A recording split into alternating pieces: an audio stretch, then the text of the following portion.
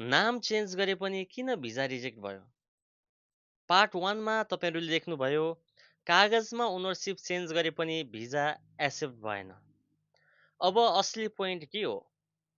Japan इमिग्रेसनले अहिले केवल paper होइन, बिजनेस वास्तवमा कसले चलाइरहेको छ भन्ने कुरा हेर्ने गरेको बताइन्छ।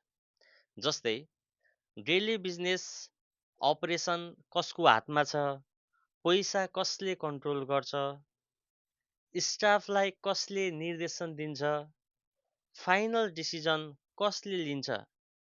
यदि पेपरमा नाम चेन्ज भए पनि वास्तविक कन्ट्रोल एउटै व्यक्तिसँग छ भने केस विक मानिन सक्छ। त्यसैले नाम मात्र चेन्ज गरेर भिजा बचाउन सकिन्छ भन्ने सोच अहिले रिस्की बन्दै गएको देखिन्छ। बिजनेस म्यानेजर भिजा भएकाहरूको लागि यो केस एउटा क्लियर वार्निङ जस्तै हो। यति भन्दै आजको यो भिडियोबाट म निशान सिलवाल छुट्टिन्छु। जय देश, जय नेपाल।